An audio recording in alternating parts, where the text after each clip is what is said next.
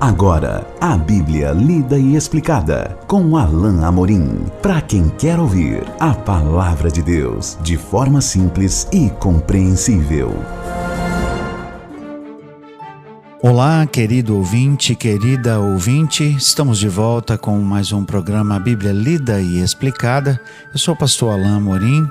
Estamos iniciando hoje o nosso último capítulo do Evangelho de Mateus. Evangelho de Mateus, então, capítulo 28, finalizando esse estudo que durou aí alguns meses, mas certamente um estudo muito proveitoso, certamente muito bom para nós poder caminhar com um pouquinho mais de tempo, de detalhe,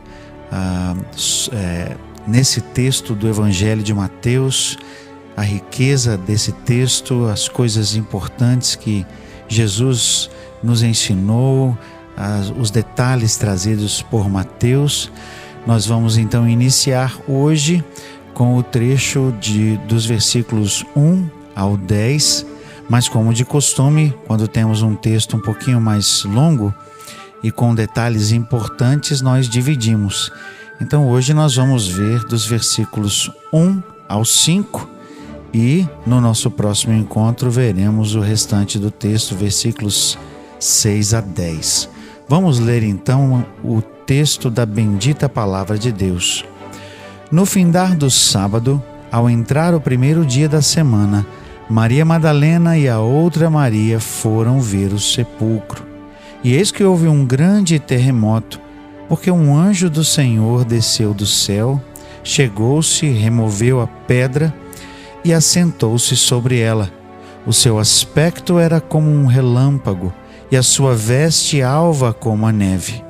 E os guardas tremeram espavoridos e ficaram como se estivessem mortos. Mas o anjo, dirigindo-se às mulheres, disse: Não temais, porque sei que buscais Jesus, que foi crucificado. Mateus nos traz aqui o começo do relato da ressurreição de Jesus. Esse relato é feito de uma forma interessante por Mateus, porque quando nós juntamos os relatos dos outros evangelistas, nós vemos que há mais detalhes, alguns detalhes a mais dados por outros evangelistas, mas é interessante que cada um deles fica com uma parte.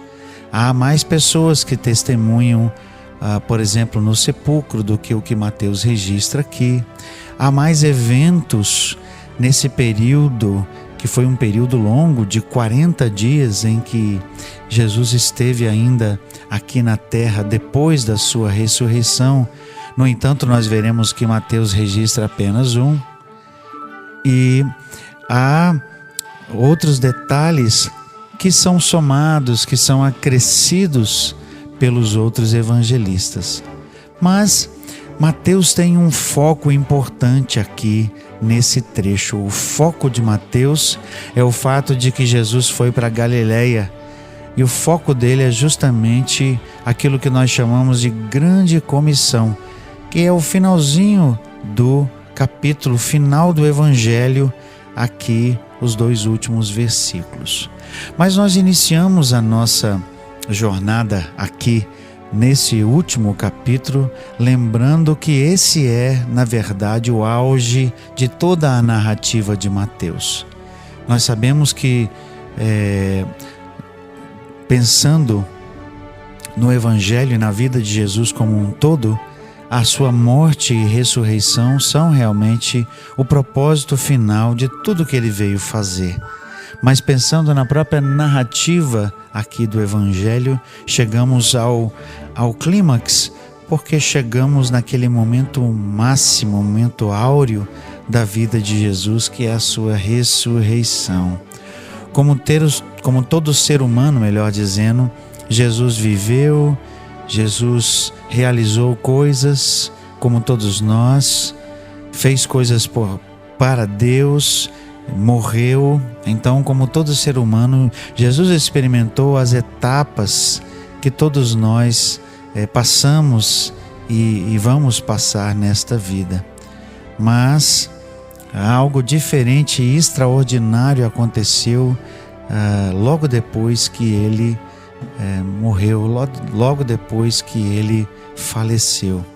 É como nós veremos aqui. Então, no findar do sábado, verso 1, ao entrar o primeiro dia da semana, Maria Madalena e a outra Maria foram ver o sepulcro. Eu quero aqui retomar um tema que nós vimos no nosso último encontro, finalizando o capítulo 27, aliás, o penúltimo encontro, porque essas duas Marias são as mesmas mencionadas lá no versículo 61 do capítulo 27. As mesmas duas que estavam presentes ali no momento em que Jesus foi colocado no sepulcro, em que ele foi sepultado, e em que a pedra foi selada. As mesmas duas Marias que viram exatamente onde Jesus estava, retornam aqui no primeiro dia da semana. Ou seja, nós temos um intervalo, porque Jesus foi colocado no sepulcro ainda no final da sexta-feira. Passou-se então todo o sábado e já tinha iniciado o terceiro dia. Lembrando que o dia para os judeus começava, na verdade, o que é para nós o início da noite, que é o final de um dia. Então, a partir das 18h01, vamos dizer assim, tecnicamente, começa um novo dia para eles, dia que para nós só termina à meia-noite, não é? O nosso dia só começa à meia-noite e 1, mas para eles começa às 18h01. Então aqui, no começo da manhã, nos primeiros raios de sol, essas mulheres vêm aqui ao sepulcro, não é? E é o contexto de Marcos que nos diz que elas foram ali para embalsamar o corpo de Jesus, ou seja, dar-lhe um sepultamento mais apropriado. Era costume dos judeus que uma boa quantidade, uma grande quantidade de especiarias, de produtos que eram usados para embalsamar, para melhorar o odor, não é?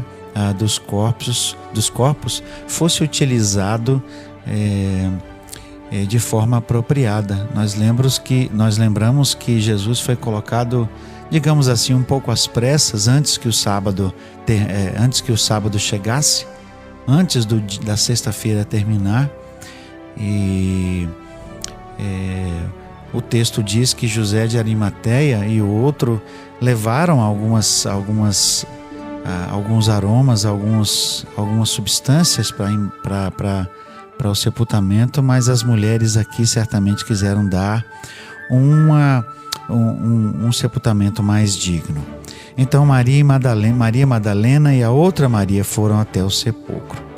Eis que houve um grande terremoto, o texto diz, porque um anjo do Senhor desceu do céu, chegou-se, removeu a pedra e assentou-se sobre ela. O texto não diz, mas Jesus já havia ressuscitado. A pedra foi removida não para que Jesus pudesse sair, como alguns supõem. Jesus não precisava disso. Ele mesmo, se quisesse, poderia remover aquela pedra, mas a pedra não foi removida para que ele saísse. O seu corpo era um corpo espiritual, como nós veremos. Jesus podia entrar e sair de qualquer lugar sem que nada precisasse ser aberto, nenhuma porta, nenhum tipo de obstáculo se colocava agora para impedir a entrada e saída de Jesus de qualquer lugar, como nós vemos no relato dos outros evangelhos. Então Jesus não precisava que a pedra fosse removida para que ele saísse. Então por que a pedra foi removida? Bom, meus caros ouvintes, ela foi removida para que as mulheres pudessem entrar. O anjo então removeu a pedra, se sentou em cima, esperando que as mulheres chegassem, porque certamente ele sabia que elas estavam vindo. Então esse terremoto grande aqui aconteceu antes.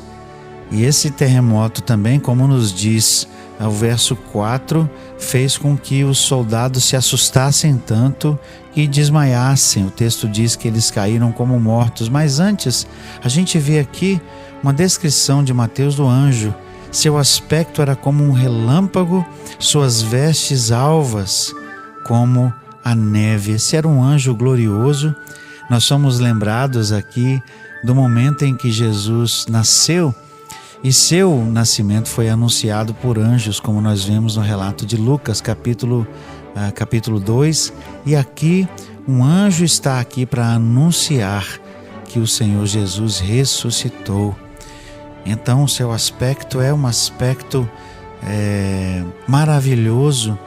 E esses soldados certamente, ou porque o terremoto os assustou, ou porque eles viram esse anjo cuja glória era tão grande, e essa luz resplandecente, e o terror que sobreveio aos soldados fez com que eles ali momentaneamente desmaiassem.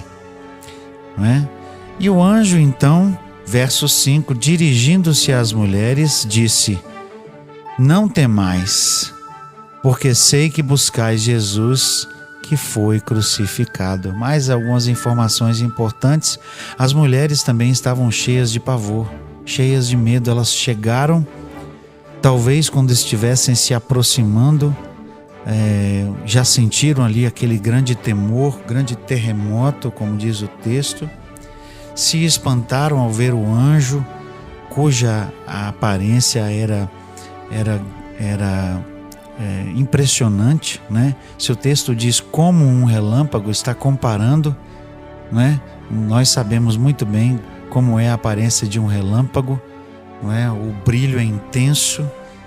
Nós não sabemos se houve algum tipo de barulho associado a ele, mas certamente esse anjo surgiu numa circunstância bastante